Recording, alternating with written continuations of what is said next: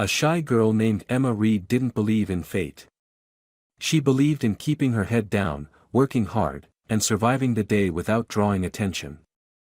But on a sweltering Tuesday morning, as she stopped to adjust her shirt in the reflection of a dark car window, she had no idea that someone was watching her from the other side of the glass, someone who would change everything she thought she knew about herself, and about the kind of life she deserved.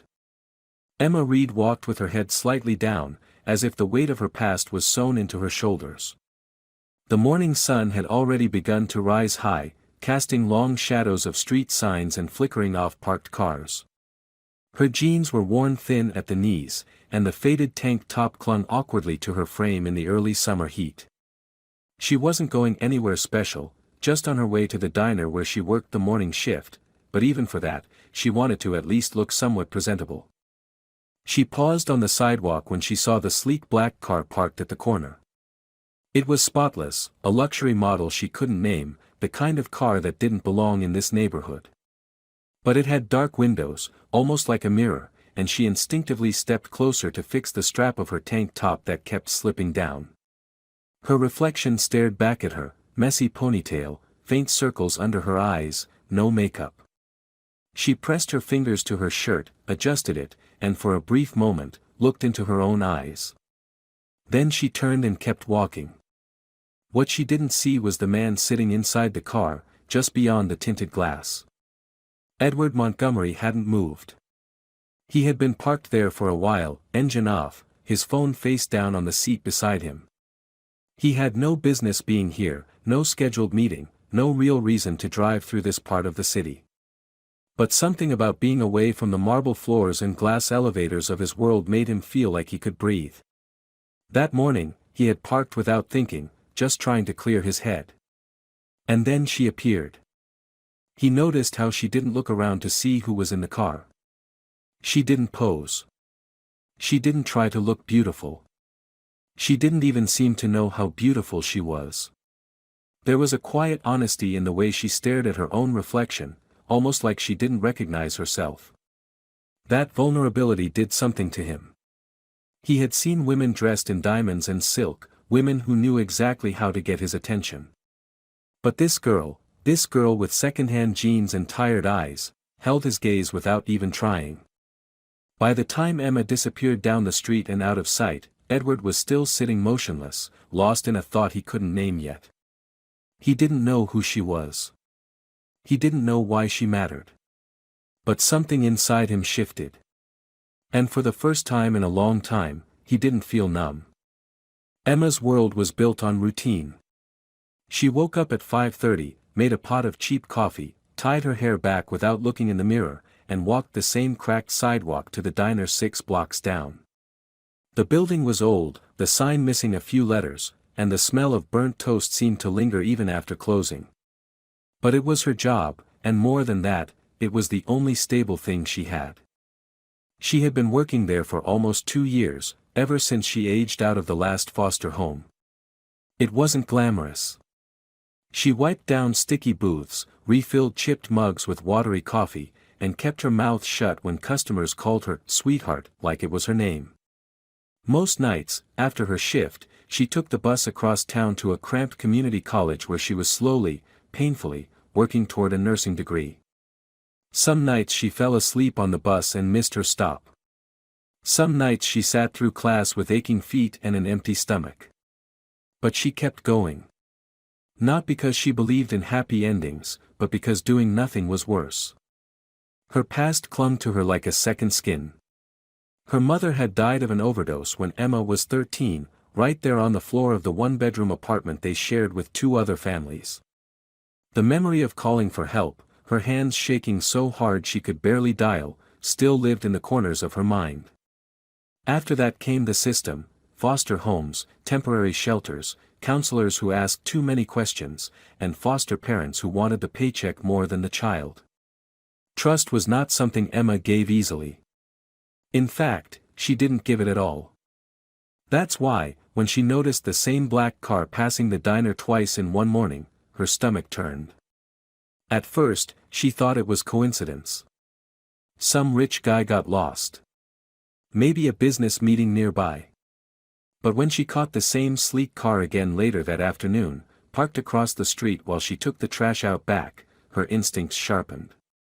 She knew what it felt like to be watched, even if she didn't understand why someone would be watching her now. She didn't say anything to anyone at the diner.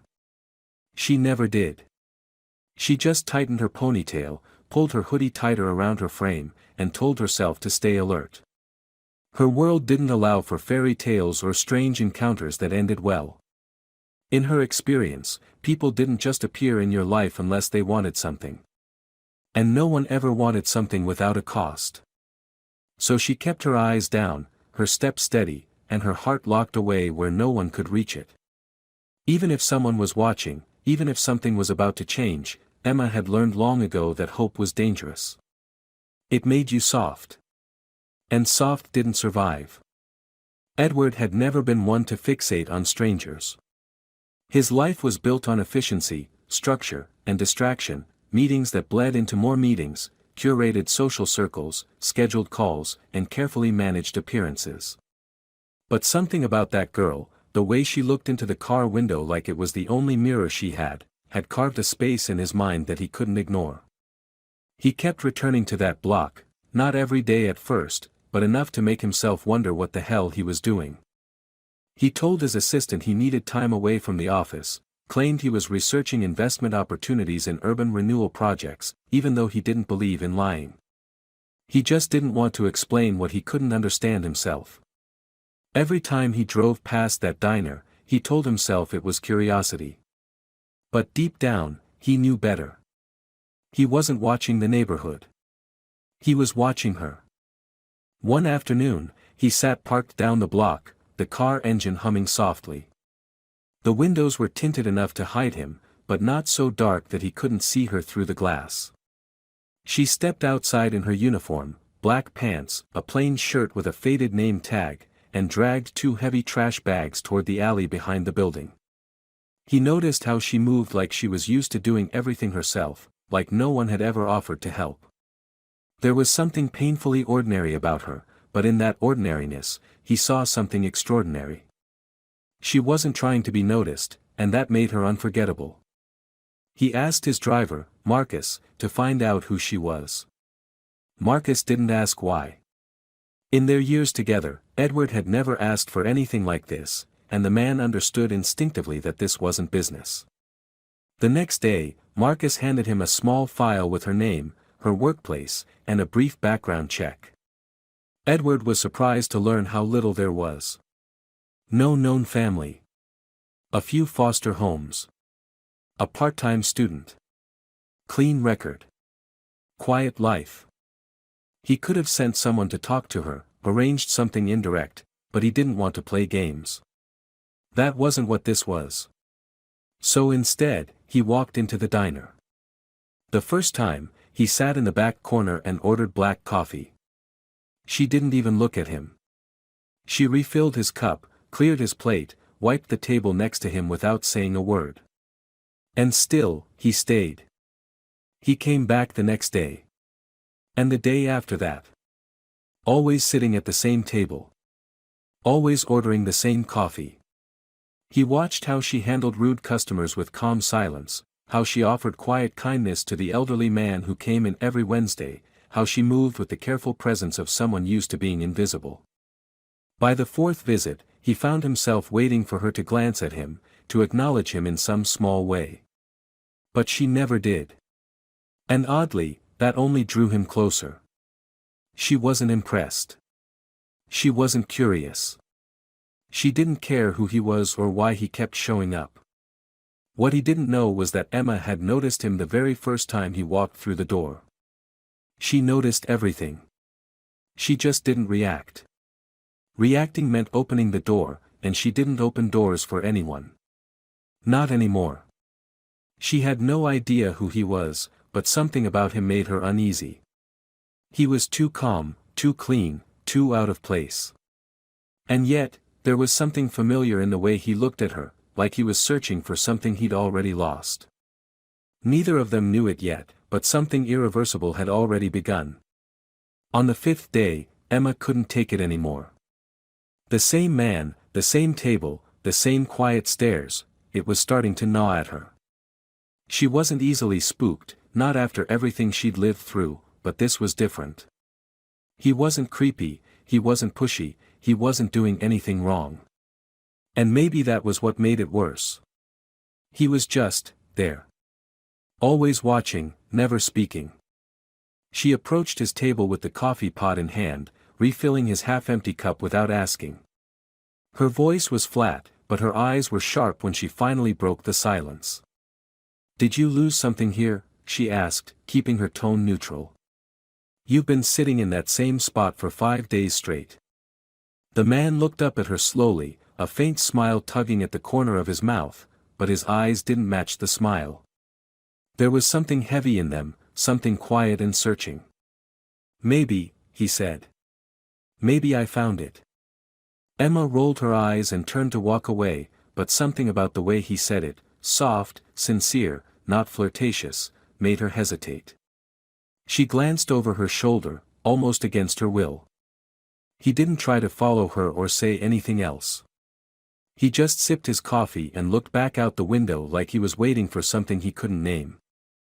Later that day, when she stepped outside for her 10-minute break, she found him leaning against the wall near the diner's entrance.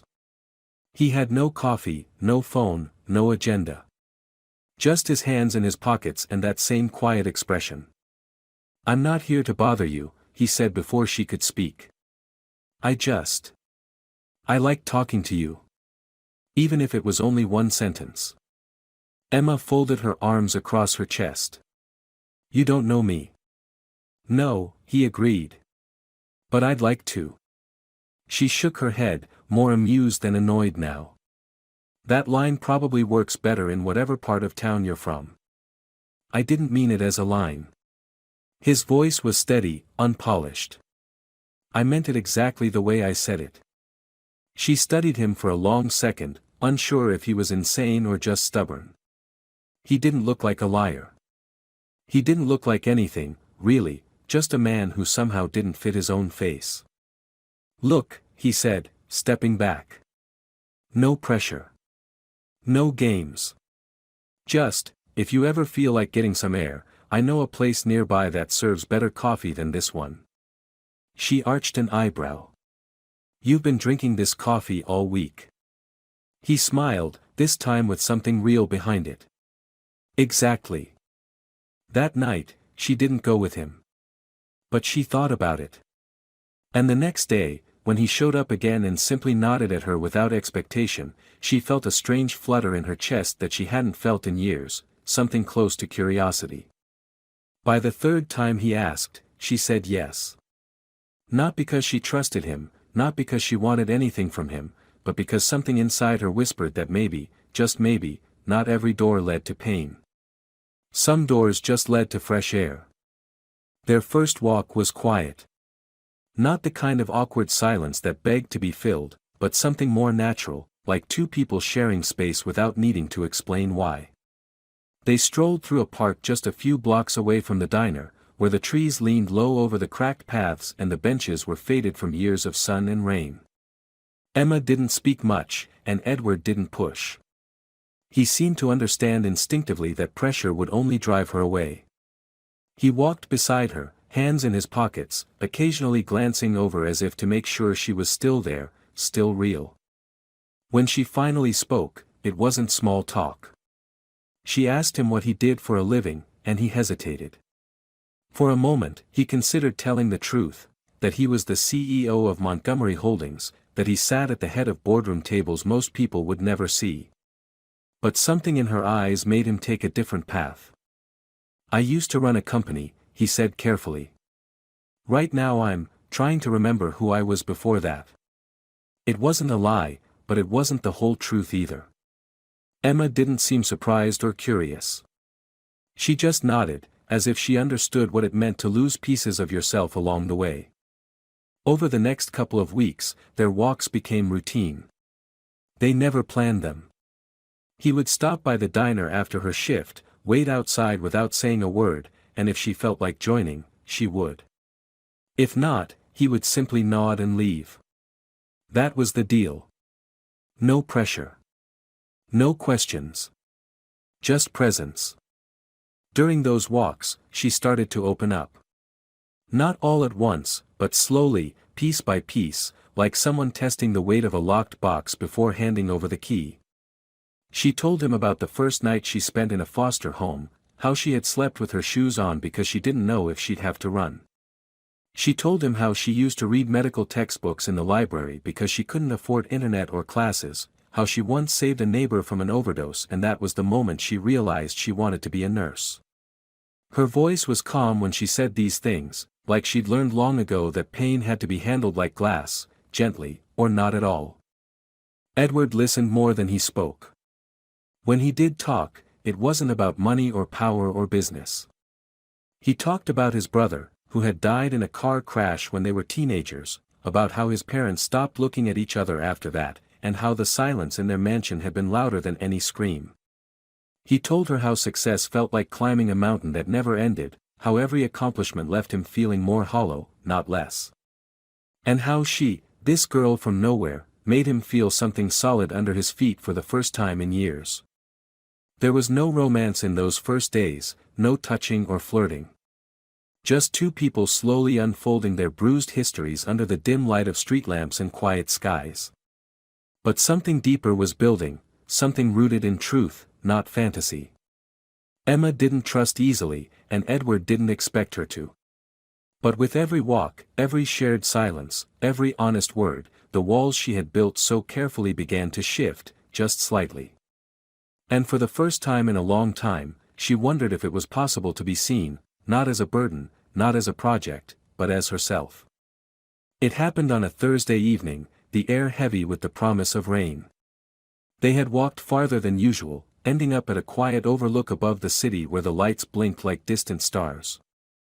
Emma sat on a low concrete wall, her hands curled around a paper cup of tea he had bought from a street vendor, and for the first time in weeks, she looked relaxed.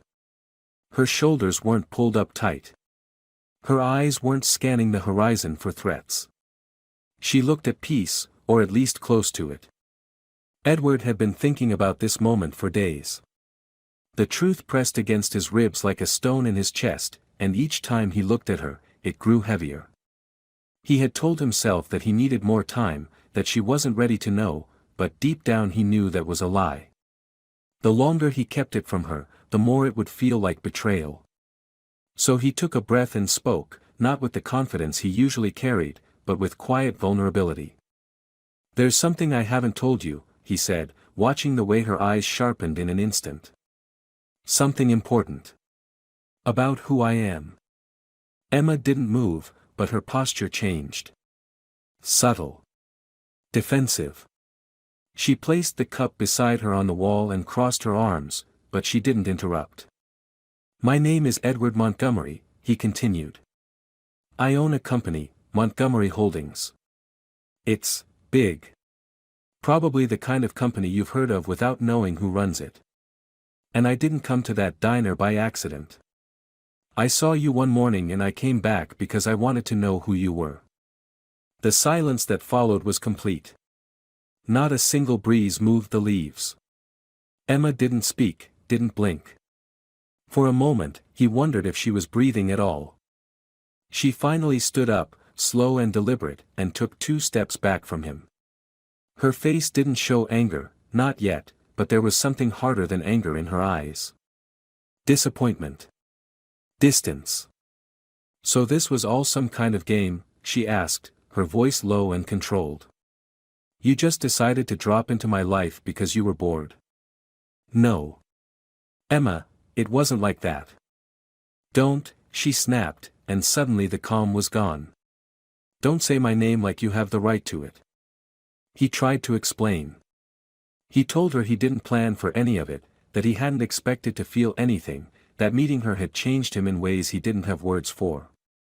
But she wasn't listening anymore. She wasn't even looking at him. Her hands were shaking, not with rage, but with that old, familiar instinct, to run. "I let you in," she whispered, more to herself than to him. "I don't do that. I don't let people in. I know. And I didn't want to lie." "But you did," she said, her voice flat now. You watched me. You found out who I was without asking. That's not honesty. That's control. He reached out, not to grab her, just to be closer, but she stepped back again, and the look on her face made his chest ache. I thought you were someone like me, she said. But you're just another rich guy playing with something you don't understand. And then she was gone. She didn't look back. She didn't give him a chance to follow. One moment, she was standing there with the city lights behind her. The next, all that remained was the paper cup still sitting on the wall, growing cold in the dark. For weeks, Emma disappeared. She didn't just stop answering texts or ignore his calls, she vanished. The number she'd used was disconnected. Her social media, what little there had been, was gone. She wasn't at the diner anymore, and when Edward asked the manager, all he got was a shrug and a quick, she quit. No forwarding address, no explanation. She had erased herself, and she had done it well. At first, Edward told himself to respect her decision. He had hurt her, even if unintentionally, and she had every right to walk away. But each morning he woke up hoping to see her name flash on his phone, and each night he stayed awake wondering where she was. It wasn't guilt that haunted him, it was absence. The silence she left behind echoed louder than any fight they could have had. He went back to the street where they'd first met, the cracked sidewalk and that old mirror-like car window that had started everything. He parked nearby, just sat there, wondering how a moment so small could have turned into something so massive. He found himself retracing their walks, standing at the corners they'd paused on, sitting on the bench where she once told him about saving her neighbor. He replayed her words in his head over and over, and the more he thought about them, the more he realized how much of her trust had been built on honesty, something he had violated without fully meaning to.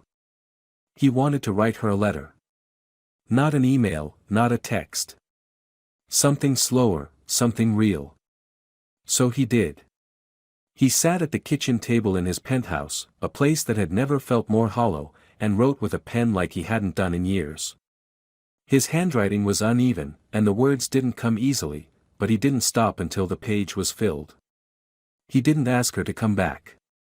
He didn't make promises. He just told her the truth, everything he hadn't said when he had the chance.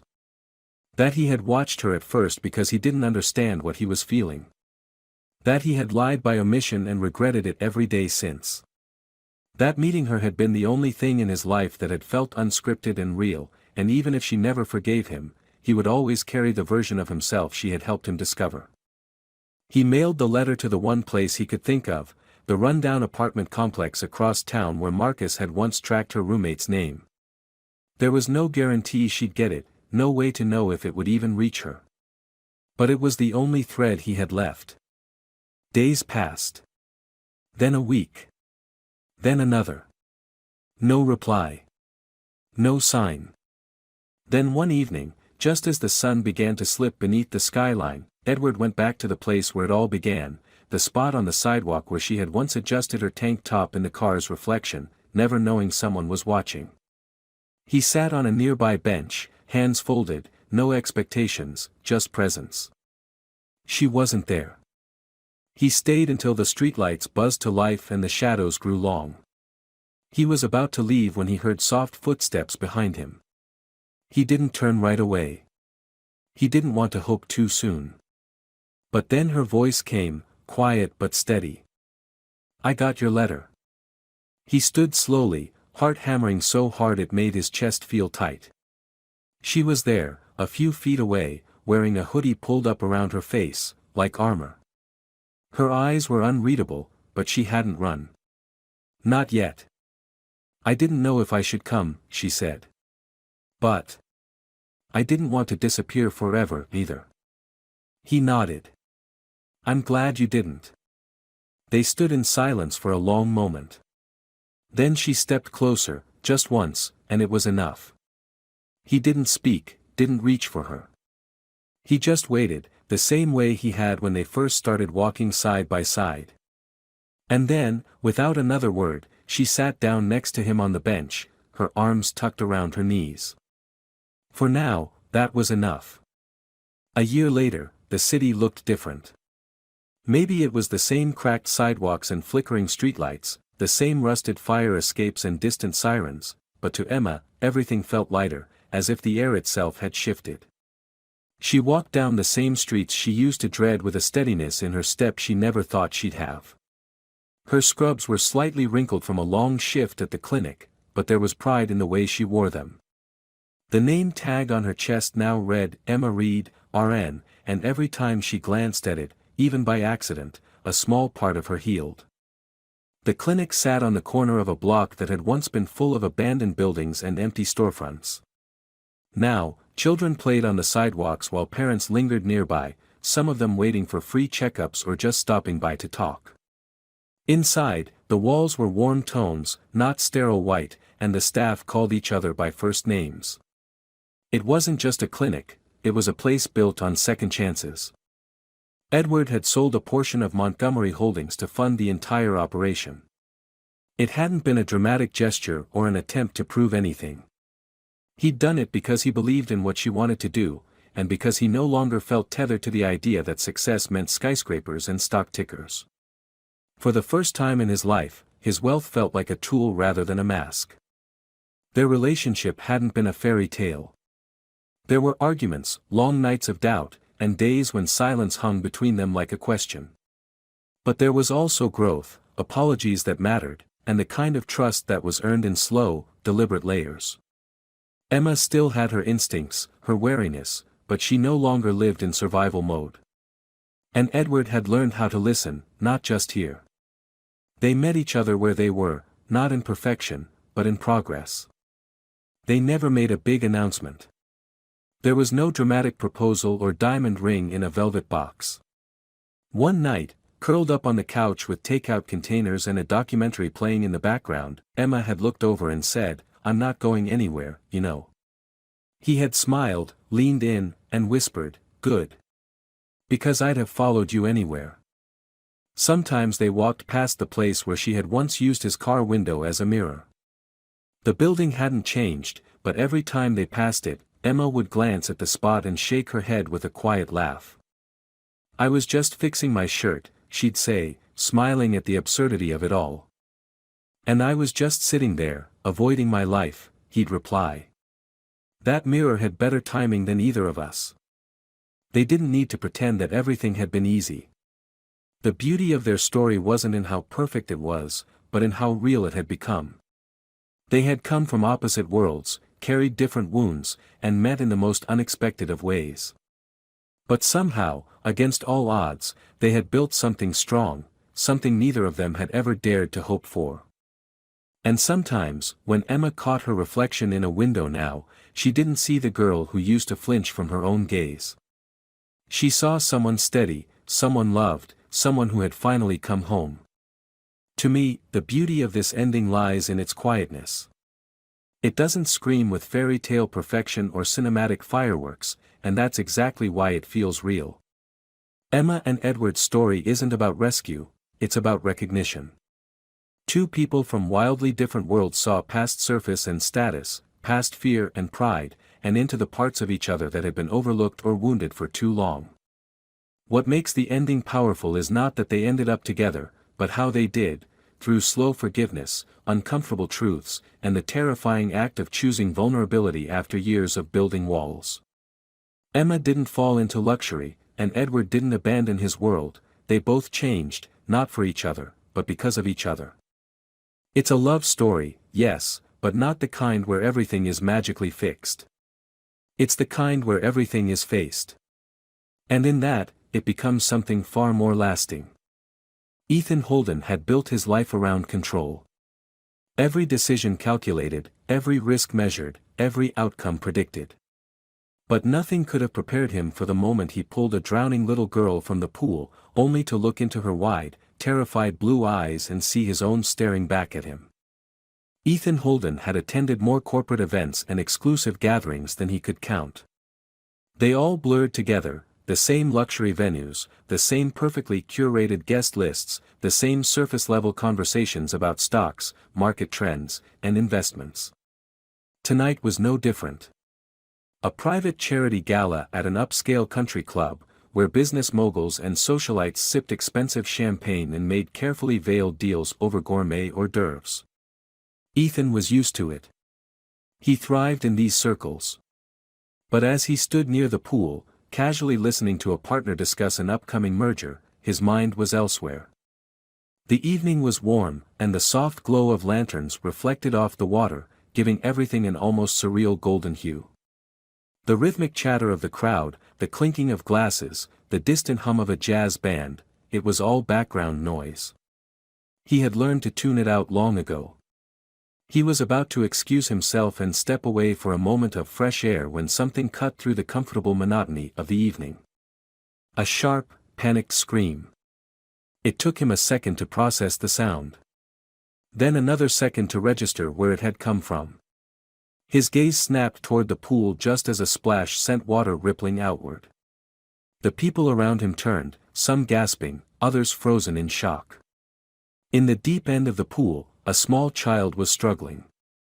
Her tiny hands clawed at the surface, her mouth open in a silent cry, her golden blonde hair fanning out in the water.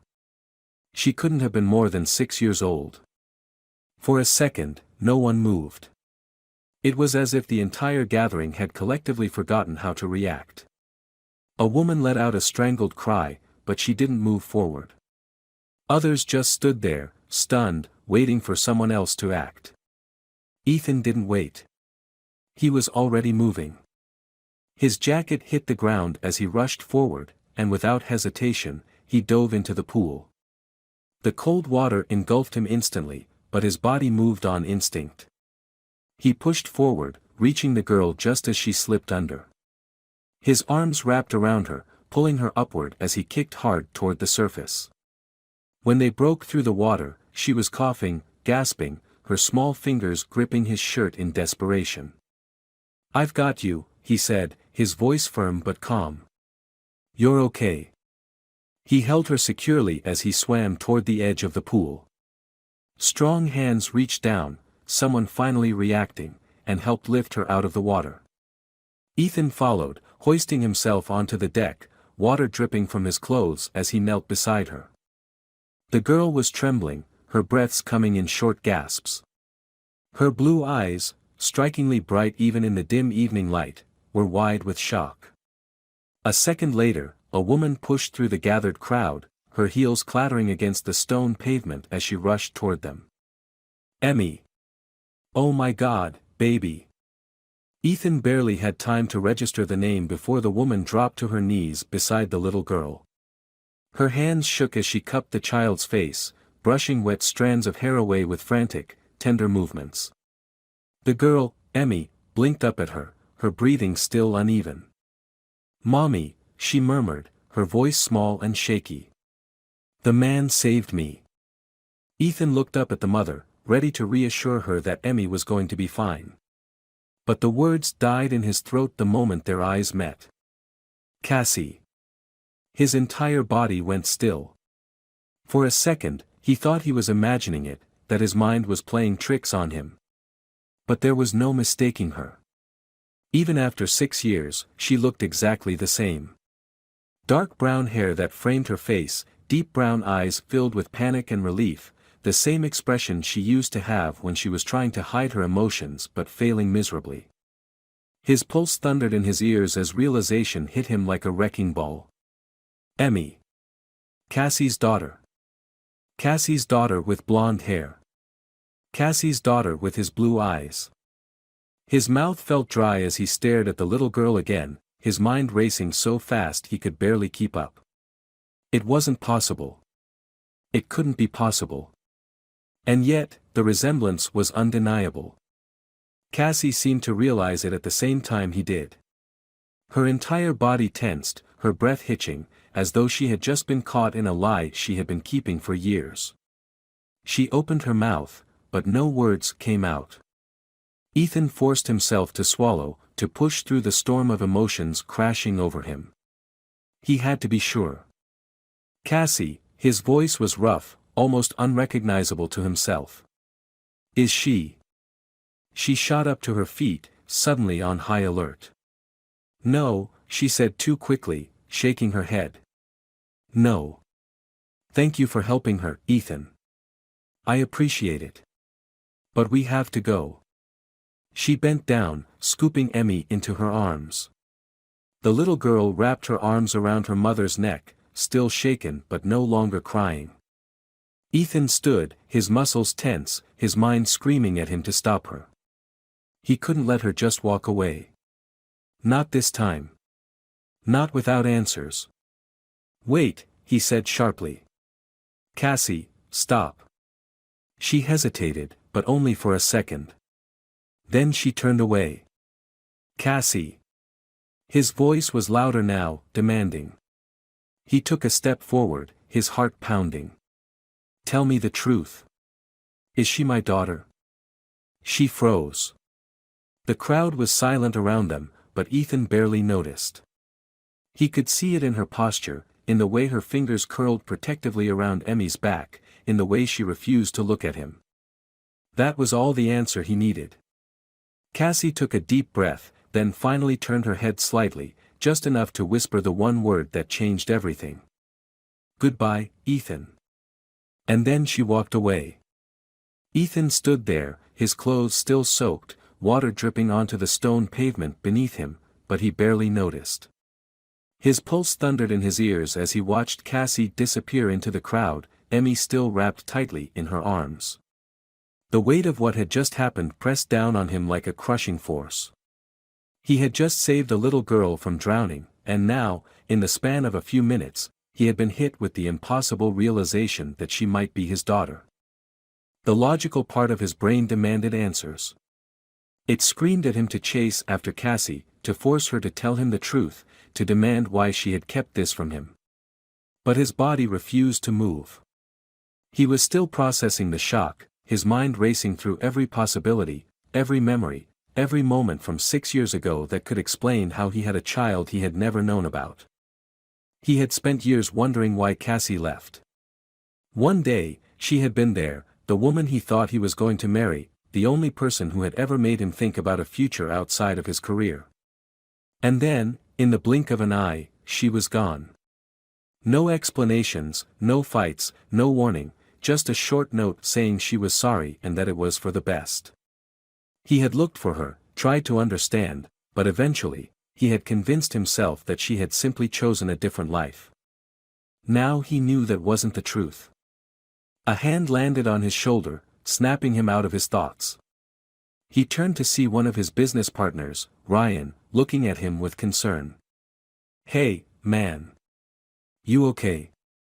That was intense. Ethan blinked, forcing himself to nod. Yeah. I'm fine. Ryan studied him for a second before lowering his voice. You know her? Ethan exhaled slowly, rubbing a hand down his face. Yeah, he admitted. I do. Ryan raised an eyebrow. And the kid? Ethan's jaw tightened. I don't know, he said, and the weight of those words nearly crushed him. He didn't wait for Ryan's response. He turned and walked away, his mind already forming a plan. He needed to find Cassie. He needed to hear the truth from her own lips. The next morning, Ethan was at his desk, his laptop open in front of him, his fingers tapping against the surface as he waited for a search to load. He had barely slept. The moment he got home the night before, he had started looking for her. He had connections, resources, access to the kind of information most people couldn't get their hands on. It hadn't taken long to track her down. Cassie Brooks. Senior editor at a small publishing house in the city. She had been living in New York for 3 years. 3 years. That meant she had moved here long before their paths had accidentally crossed at the gala. Which also meant she had never intended for him to find out about Emmy. The thought made his stomach twist. He grabbed his phone, staring at the number he had found for her. He could call. He could demand answers right now. But something told him she wouldn't pick up. She had been running from him for years. Why would she stop now? No, he needed to do this in person. Less than an hour later, Ethan was stepping into the quiet, cozy office of the publishing house where Cassie worked. It was a far cry from the corporate skyscrapers he was used to, smaller, more personal, filled with bookshelves and framed quotes about storytelling. It suited her. A receptionist greeted him with a polite smile. "Can I help you?" "I'm here to see Cassie Brooks," he said. "Is she available?" The woman hesitated. "Do you have an appointment?" Ethan forced a polite smile. "It's personal. She'll want to see me." The receptionist still looked unsure, but she nodded and picked up the phone. A moment later, she gestured toward a hallway. "Second office on the left." Ethan thanked her and walked toward the door. He didn't knock. He stepped inside and found Cassie sitting at her desk, a pen in her hand, her brows furrowed as she reviewed a manuscript. She looked up. The moment her eyes met his, he saw the flicker of panic.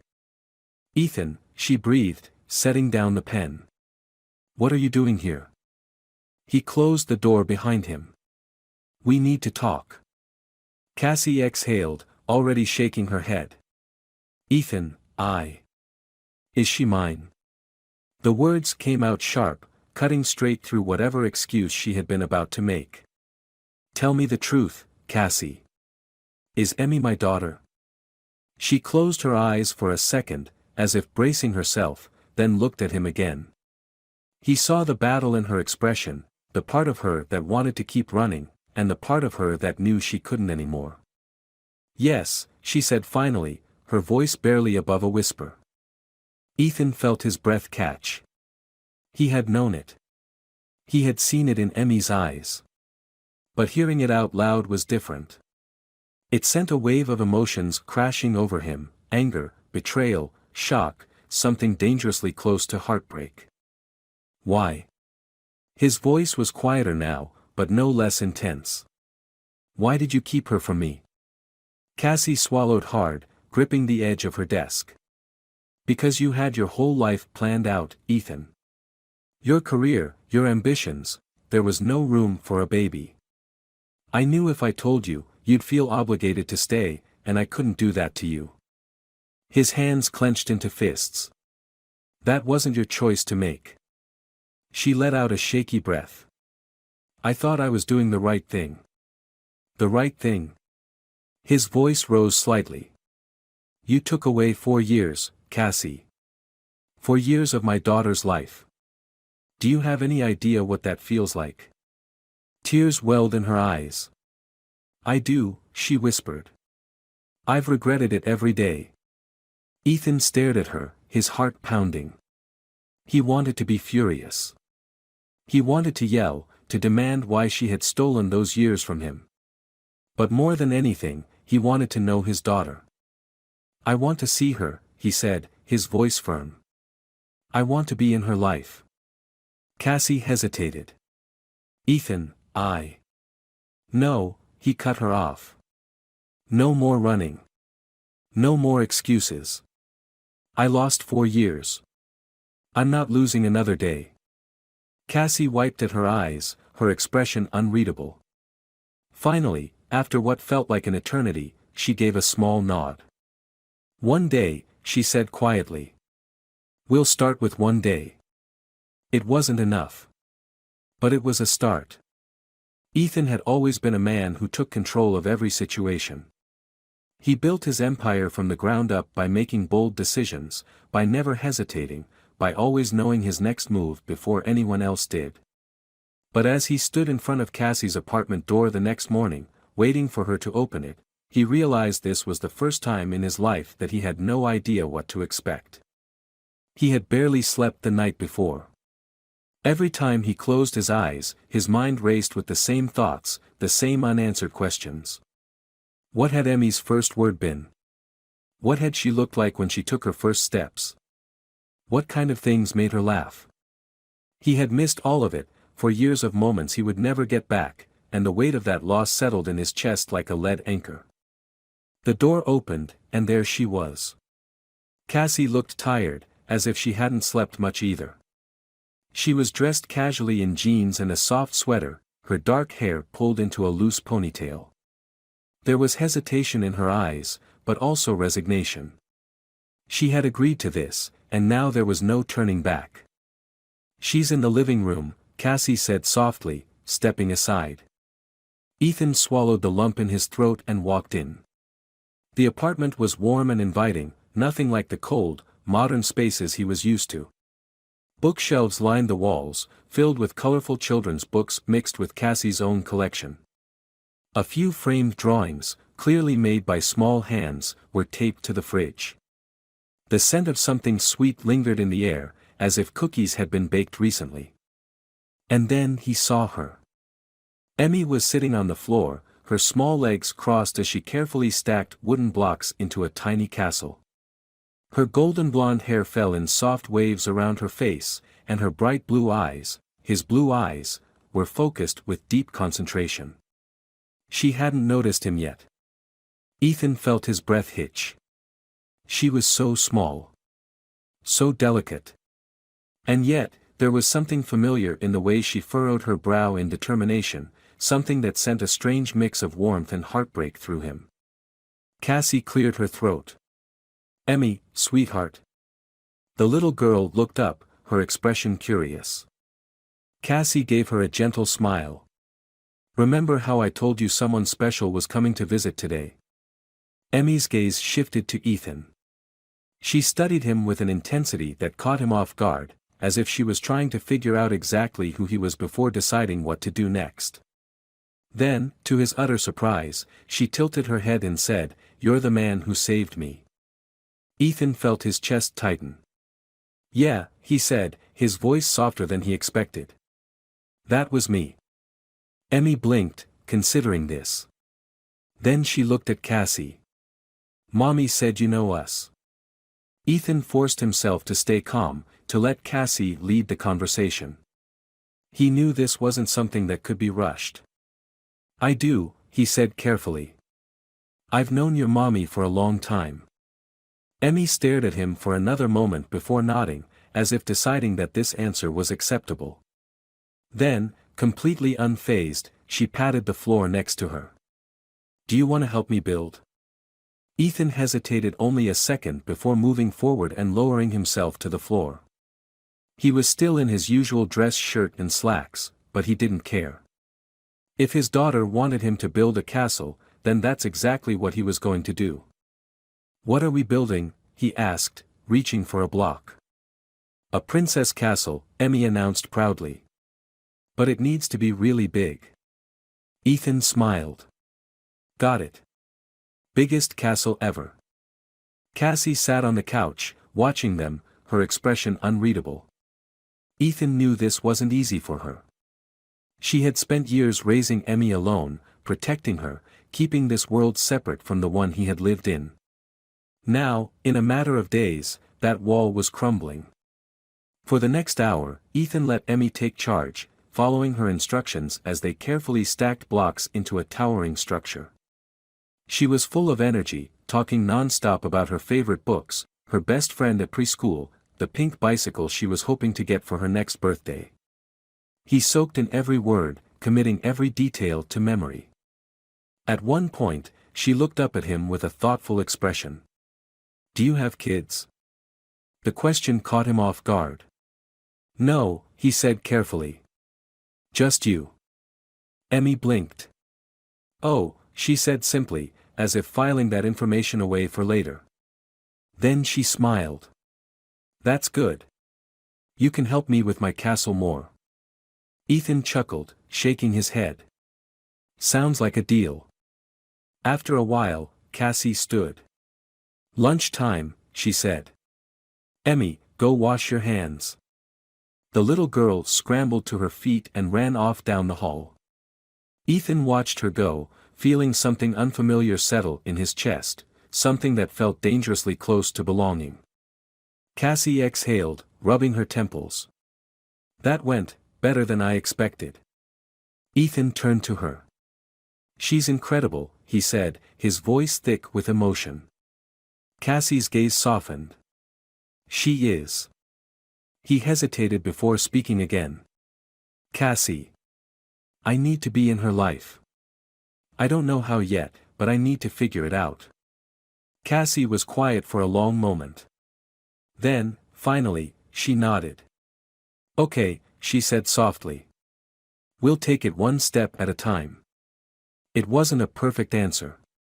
But for now, it was enough. Ethan had never been good at waiting.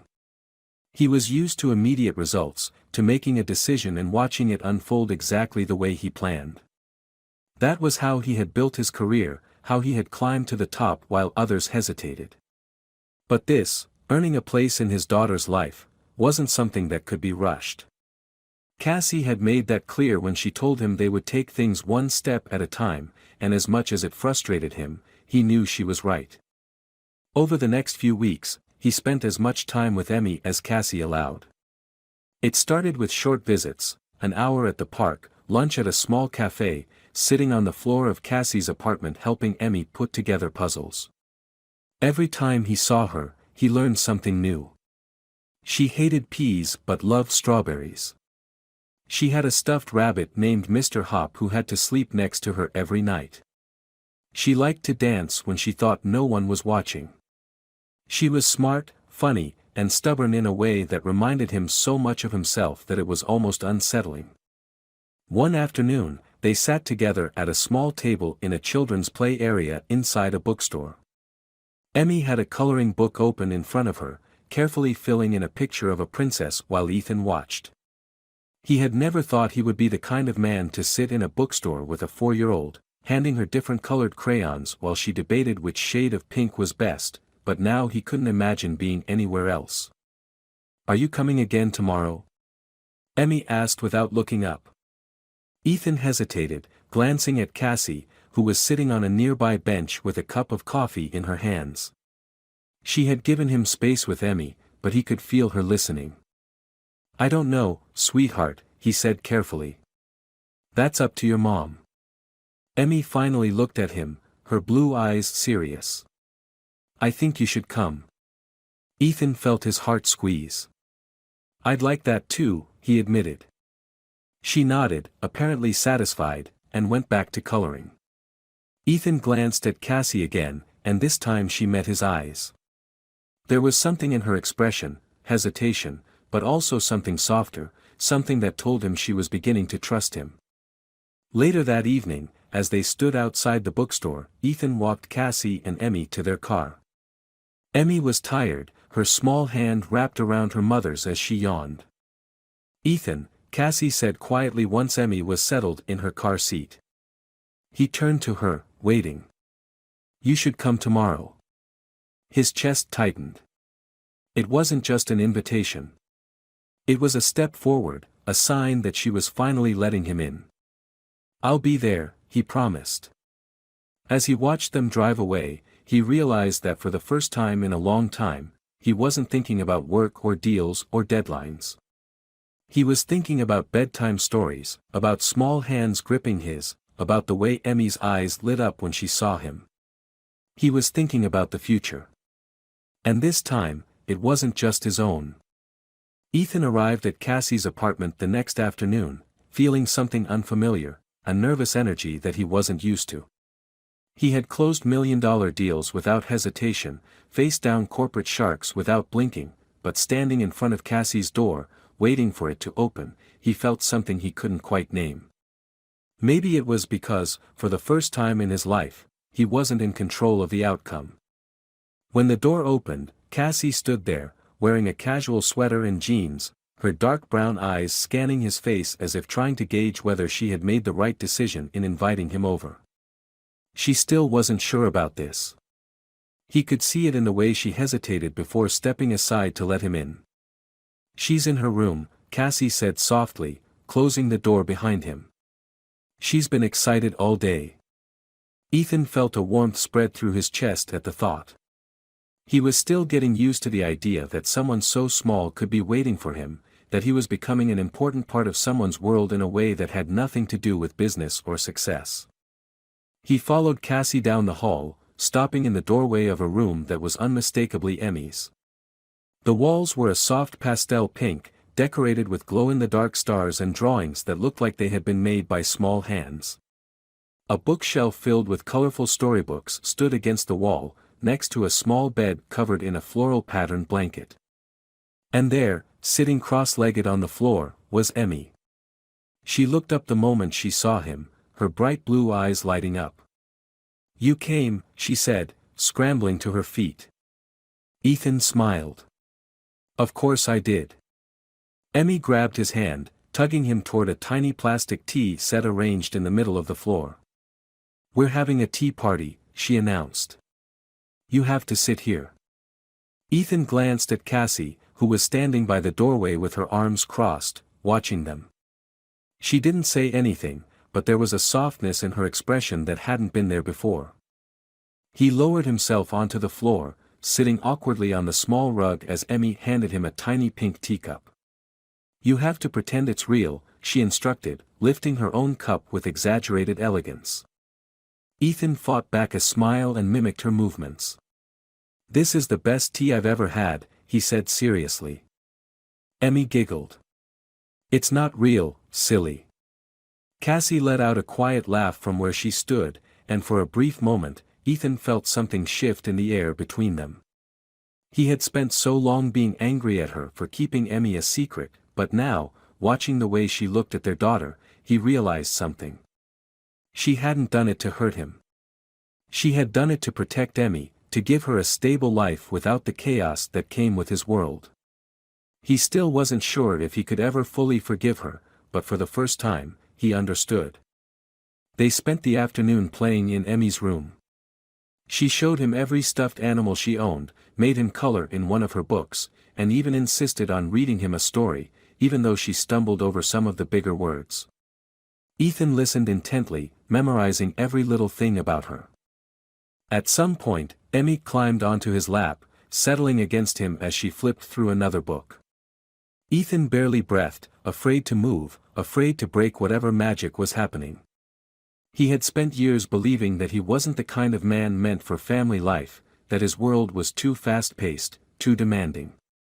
But right now, sitting on the floor of his daughter's bedroom, with her small hands resting on his arm, he felt something he had never felt before. He felt home. Cassie must have sensed it too, because when she finally spoke, her voice was quieter than before. "She likes you." Ethan looked up at her. "Yeah." Cassie nodded. "She doesn't warm up to people easily. But with you, it's like she's known you forever." Ethan swallowed hard, feeling something tighten in his chest. "I want to be here, Cassie. For her." Cassie held his gaze for a long moment, then let out a slow breath. "I know." For the first time since he had found out about Emmy, she wasn't fighting him. She wasn't trying to push him away. And for the first time, Ethan believed that maybe, just maybe, they had a chance at being something more than just fragments of a broken past. Maybe they had a chance at being a family. Ethan had always thought that success was measured in numbers. The size of his company, the value of his investments, the deals he closed, these were the things that had defined him for years. But now, as he stood in Cassie's kitchen, watching Emmy carefully place stickers onto a sheet of paper with the same level of focus he once reserved for contract negotiations, he realized that success might look completely different than he had imagined. It had been 2 weeks since Cassie had let him into their lives, and in that time, he had come to understand just how much he had missed. He had thought he could step in and make up for lost time, but fatherhood wasn't something that could be built overnight. It was in the small moments, the way Emmy reached for his hand without thinking, the way she called his name excitedly when she saw him, the way she whispered "good night" when he left. Each moment felt like a step forward, a tiny piece of proof that he was slowly becoming part of her world. Tonight, Cassie had invited him over for dinner. It was a simple thing, something that should have felt casual, but to Ethan, it meant everything. Sitting at a dinner table with his daughter, eating a meal that wasn't catered or delivered to his office, was a kind of normalcy he had never imagined for himself. Emmy sat between them, happily chatting about her day at preschool while stabbing at her pasta with a fork that was far too big for her small hands. Cassie listened with a soft smile, occasionally glancing at Ethan as if trying to gauge his reaction to this new version of his life. She told her teacher today that she has two daddies, Cassie said suddenly, her voice laced with amusement. Ethan raised an eyebrow, looking at Emmy. Oh yeah? Emmy nodded, completely unfazed. I told them I have my daddy, Mr. Hop. Cassie laughed, shaking her head. Mr. Hop is her stuffed rabbit, in case you were wondering. Ethan chuckled, feeling some of the tension in his chest ease. Good to know I have competition. Emmy tilted her head, considering. You're bigger than Mr. Hop. And you saved me. So maybe you can be my real daddy, and he can just be my bedtime daddy. The words hit him harder than he expected. He had been waiting for this moment, waiting for her to say it, to acknowledge him as something more than just a visitor in her life. He looked at Cassie, searching for her reaction, but she only watched Emmy with an unreadable expression. You sure about that, kiddo? He asked carefully. Emmy nodded. Yeah.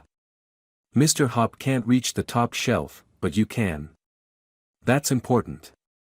Ethan swallowed past the lump in his throat. That is very important. Cassie stood, gathering the empty plates and carrying them to the sink. Ethan instinctively moved to help, but she shook her head. I've got it. You should put her to bed. Ethan hesitated. Are you sure? Cassie nodded, a small smile tugging at the corner of her lips. I think she'd like that. Ethan turned to Emmy, who was already reaching for his hand. Come on, Daddy, she said, the word slipping out so naturally that it nearly knocked the air from his lungs. He followed her to her room, taking in the small details he hadn't noticed before. The books lined up perfectly on her shelf, the way her blankets were slightly rumpled from where she had probably jumped on them earlier, the tiny pair of shoes tucked neatly beside her dresser. It was a glimpse into the life he had missed, a reminder of how much he still had to learn. Emmy climbed into bed and grabbed Mr. Hop, hugging him tightly. Ethan sat beside her, unsure of what to do next. What happens now? He asked. You have to tuck me in, Emmy said as if it were the most obvious thing in the world. Ethan carefully pulled the blanket up to her chin, tucking it around her the way he had seen Cassie do. Emmy wiggled a little, getting comfortable, then looked up at him with sleepy blue eyes. You have to say it, she mumbled. Say what? The thing mommies and daddies say. Ethan felt something tighten in his chest. He leaned down, brushing a stray curl from her forehead, and whispered the words that suddenly meant more to him than anything else in the world. Good night, sweetheart. Emmy sighed contentedly, her eyes fluttering closed. Within seconds, her breathing evened out, and Ethan sat there for a long moment, just watching her. When he finally stood and walked out of the room, Cassie was waiting for him in the hallway. She loves you, she said softly. Ethan met her gaze. I love her too. Cassie exhaled, her expression conflicted. This isn't just about visits and playtime, Ethan. If you're really in this, it's for good. No walking away. No getting too busy. She doesn't deserve that.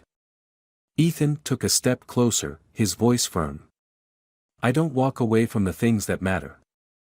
And she's the most important thing in my life now. Cassie studied him for a long moment before finally nodding. Okay, she whispered. Ethan knew there was still a long road ahead. But tonight, as he stood in Cassie's apartment, hearing Emmy's soft breathing from the other room, he realized something. He wasn't just visiting anymore. He was home. Ethan never thought that something as simple as a bedtime routine could change his perspective on life. But every evening he spent with Emmy, reading her stories, tucking her in, and listening to her sleepy little voice ask him questions about his day, felt like another piece of himself falling into place. He had spent years believing that his success was measured by numbers, by business deals, by the expansion of his company. But now, he was starting to realize that true success might be measured in the way Emmy smiled when she saw him, in the way she reached for his hand without thinking, in the quiet, unspoken trust that was growing between them. Cassie had been hesitant at first, careful about how much time she let him spend with Emmy. But after weeks of proving himself, she had started to let down her guard. The visits became longer. Dinners became a routine. Ethan found himself more familiar with the layout of Cassie's apartment than he was with his own penthouse. His life had started shifting in ways he never anticipated, and for the first time, he wasn't resisting it. One evening, after Emmy had fallen asleep, Ethan sat in the living room with Cassie, a cup of coffee in his hands. She was curled up on the couch across from him, looking exhausted but content. He had noticed how hard she worked, how much she carried on her own, and he had started to wonder how she had managed all of it without him for so long. "She really loves having you here," Cassie said, her voice quiet. Ethan looked up from his coffee, meeting her gaze. "I love being here." Cassie hesitated, then sighed, running a hand through her hair. "I never wanted to keep her from you," she admitted. "I told myself I was doing the right thing. That I was protecting her. But the truth is, I was scared. I was scared you wouldn't want this. That you'd feel trapped. That one day, you'd decide this wasn't what you wanted and leave, and I couldn't let her go through that." Ethan set his coffee down, leaning forward. "Cassie, I get why you did what you did. But I need you to hear me when I say that I'm not going anywhere. I missed too much already, and I won't let that happen again." She nodded slowly, but there was still something in her eyes, something unresolved. "I believe you," she said. "But this isn't just about Emmy. It's about us too." Ethan exhaled, running a hand over his face. "I know." Cassie hesitated before continuing. "We were good together once," she said softly. "And then we weren't. I don't know if we can go back to what we were." Ethan studied her, taking in the way she looked at him, cautious, unsure, but not closed off. "I don't want to go back," he said honestly. "I want to move forward. With you. With Emmy. With whatever this is." Cassie looked away, her fingers tightening around the edge of her sweater. "I don't know if I'm ready for that." Ethan nodded, leaning back. "Then we'll take it one step at a time. Just like we're doing with Emmy." Cassie looked at him again, and for the first time, he saw something in her expression that made his heart beat a little faster. Hope. She didn't answer right away, but she didn't dismiss it either. Instead, she gave him a small, almost shy smile. One step at a time. It wasn't everything. But it was a start. And for the first time in years, Ethan felt like he was exactly where he was meant to be. Ethan had always believed that happiness was something you had to earn, something that came only after years of work, sacrifice, and relentless ambition. He had spent most of his life chasing it in the form of success, in the endless pursuit of something bigger, something greater. But sitting in Cassie's apartment on a quiet Sunday morning, watching Emmy dance barefoot across the living room in her pajamas, he realized that happiness had been right here all along, in the moments he had never allowed himself to have. The past few months had changed everything. What had started as cautious, carefully scheduled visits had turned into something more natural, something real. He no longer felt like a guest in his daughter's life. He was part of it now, woven into the fabric of her days in a way that felt permanent. She no longer hesitated before reaching for his hand. She no longer looked to Cassie for reassurance when he was around. She trusted him, in the quiet, unconditional way that only children could. This morning, Cassie had made pancakes, and they had sat together at the small kitchen table, Emmy happily swinging her feet as she covered hers in syrup. Ethan had never been a breakfast person, had always rushed through his mornings, too focused on his schedule to care about things like pancakes or syrup-covered fingers.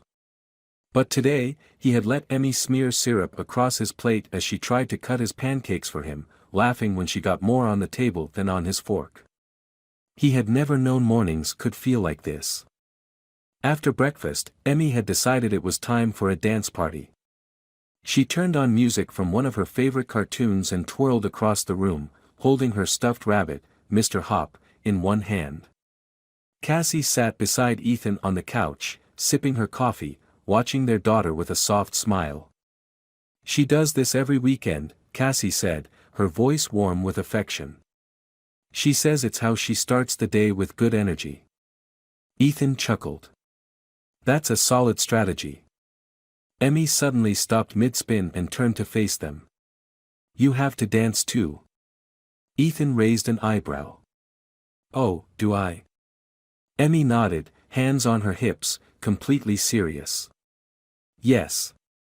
Mommy too. Family dance party." Ethan glanced at Cassie, who sighed dramatically before setting down her coffee. "Well, if it's a requirement." She stood, holding out a hand to Ethan. For a second, he hesitated, caught off guard by the gesture. It was such a small thing, but it felt like more. Slowly, he reached out, taking her hand as she pulled him to his feet. Emmy cheered, clapping her hands before grabbing each of them and spinning them in circles.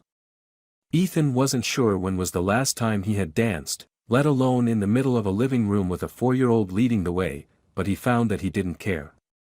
Cassie was laughing, Emmy was beaming, and for the first time in his life, Ethan wasn't thinking about work or the future or what came next. He was just here, in this moment, with them. When the song ended, Emmy collapsed onto the couch in a fit of giggles, and Cassie fell beside her, breathless from laughter. Ethan sat down next to them, feeling something settle inside him, something he hadn't even realized was still restless. Emmy climbed onto his lap, resting her head against his chest. "That was the best dance party ever," she mumbled sleepily. Ethan smiled, wrapping an arm around her small frame. "Yeah, I think so too." Cassie watched them, something unreadable in her expression.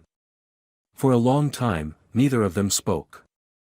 Then, softly, Cassie said, "I think we're going to be okay." Ethan looked at her, his heart tightening in his chest. He had spent so much time wondering if he would ever get to this moment, if he would ever be more than just a visitor in their lives. And now, sitting here with Emmy curled against him and Cassie looking at him like maybe, just maybe, she was ready to believe in him again, he knew the answer. They already were. The ending of this story is more than just a resolution, it's a transformation. Ethan starts as a man who believes success is measured by power and wealth, but by the time the story ends, he realizes that true success is about love, connection, and the moments that can't be bought or planned. His journey isn't just about discovering he has a daughter, it's about proving he's worthy of being in her life, of making up for lost time, and of rebuilding trust with Cassie. What makes this ending satisfying is that it doesn't rely on grand gestures or dramatic declarations. Instead, it finds its power in the small, everyday moments, the family breakfast, the dance party, the quiet acknowledgement between two people who once lost each other but found their way back. Cassie's final words, "I think we're going to be okay," carry so much weight because they're not just about her and Ethan. They're about the family they've become, the second chances they've embraced, and the life they're finally building together. This story isn't just about romance or fatherhood, it's about redemption. It's about a man learning that being present matters more than being perfect. It's about a mother letting go of fear and a little girl who unknowingly heals the wounds of the past simply by existing. And in the end, it's about love, not the kind that's rushed or forced, but the kind that grows, step by step, until it becomes unshakable.